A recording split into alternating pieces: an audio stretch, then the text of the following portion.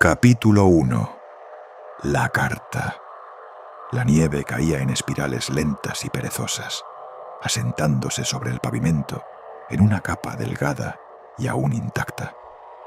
El frío mordía los dedos de Arthur mientras levantaba otra caja y la colocaba en su camioneta, su aliento escapando en tenues nubes blanquecinas. El aire olía a invierno, a humo lejano de leña, a sal esparcida sobre los caminos y al sabor metálico de una nevada inminente. No estaba enojado. Esa emoción se había consumido hace tiempo, dejando solo el cansancio en su lugar. La ruptura ya no importaba. Lo único que realmente importaba era dónde dormirá mañana y el día siguiente. Tenía un plan provisional: quedarse un tiempo en casa de un amigo mientras encontraba un nuevo departamento. No era lo ideal, pero había pasado por cosas peores. Había sobrevivido cosas peores. Ser huérfano en Estados Unidos le había enseñado eso. No había red de apoyo, nadie en quien confiar. O salías adelante por tu cuenta, o no salías. Con una última mirada al complejo de departamentos que una vez llamó hogar, abrió la puerta de la camioneta, subió y se marchó. Los días se mezclaron en el pequeño apartamento de su amigo, donde pasaba el tiempo revisando anuncios de renta y calculando mentalmente cómo se le iban acabando los ahorros. El mundo afuera seguía frío y gris, reflejando el limbo en el que se encontraba. Cada puerta era demasiado cara, demasiado temporal, o simplemente estaba cerrada. Y entonces, al tercer día, el pasado tocó la puerta.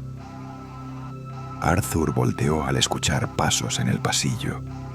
Su ex apareció en la entrada, envuelto en ropa gruesa para el frío, con un sobre grueso y oficial en la mano. «Esto llegó para ti», dijo, con una voz indescifrable al entregárselo. Arthur lo tomó, notando la dirección del remitente. Un despacho legal en Phoenix. «Gracias».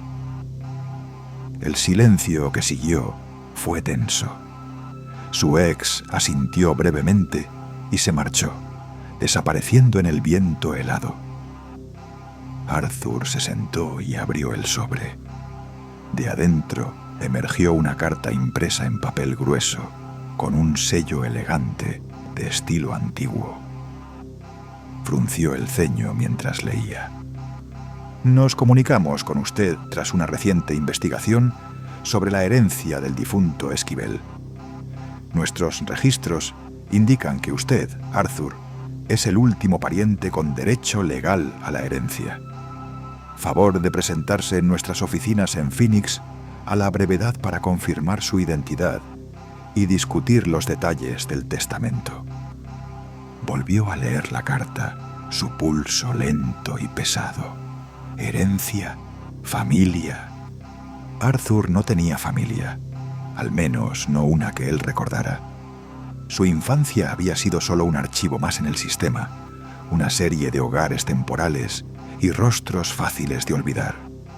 Y sin embargo, según esta carta, había sangre en algún lugar que aún lo ataba a algo. El pensamiento le despertó algo por dentro.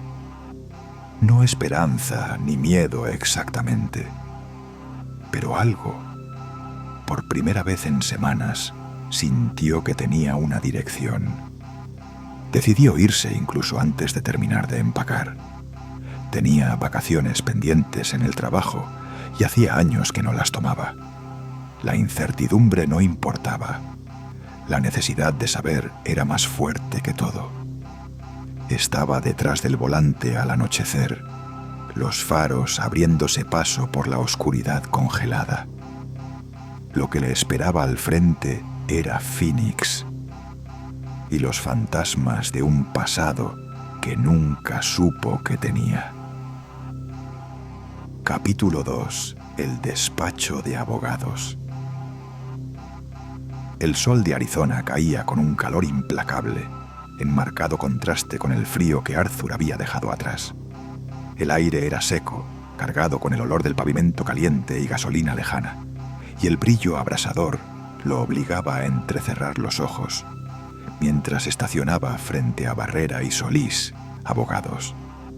El edificio era pequeño y antiguo, ubicado en el centro de Phoenix. Su fachada de ladrillos desgastados hablaba de una época en que las construcciones se hacían para durar. Arthur salió de la camioneta, sintiendo cómo el calor se le metía en la piel. Por primera vez desde que recibió la carta, una punzada de inquietud se enroscó en su estómago. ¿Qué esperaba exactamente encontrar? ¿Un pariente lejano esperándolo? ¿Una gran propiedad? Estar allí, parado ante algo completamente desconocido, se sentía irreal. Respiró hondo y entró. El interior estaba en silencio, salvo por el golpeteo constante de un teclado detrás del mostrador de recepción.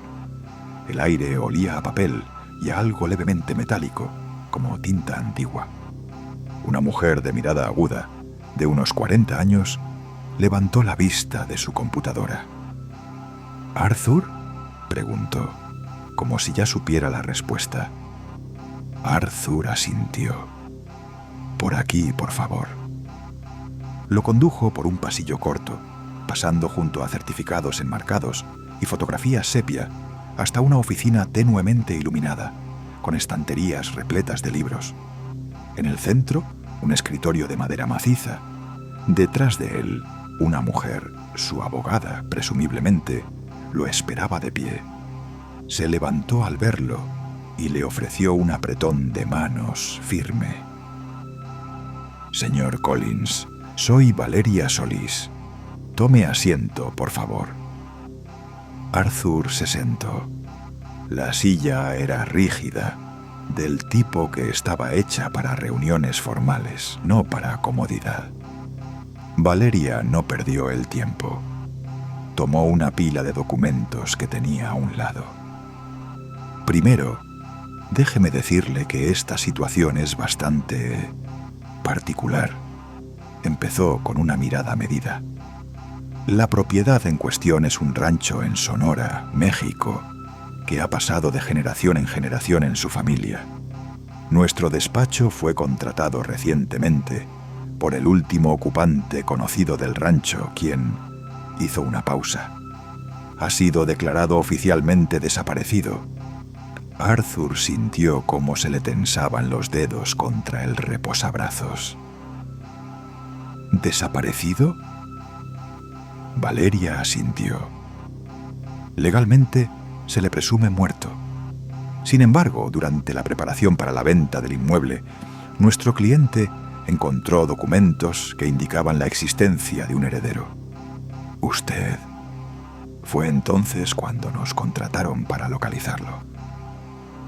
Arthur se recostó un poco, procesando la información. El peso de todo eso se asentó en su pecho. Nunca había pensado demasiado en sus antepasados, en la sangre que lo precedía.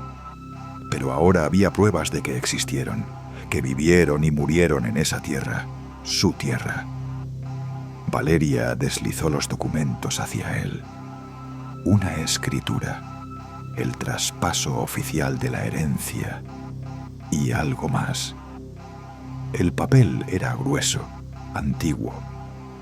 Un leve olor a humedad se levantaba de él. No solo el de un archivo viejo, sino el aroma del tiempo mismo. Arthur revisó las primeras páginas. Su nombre figuraba al final, como parte de un contrato que lo ataba a algo que existía mucho antes de que él naciera. Pasó unas páginas más y entonces lo vio.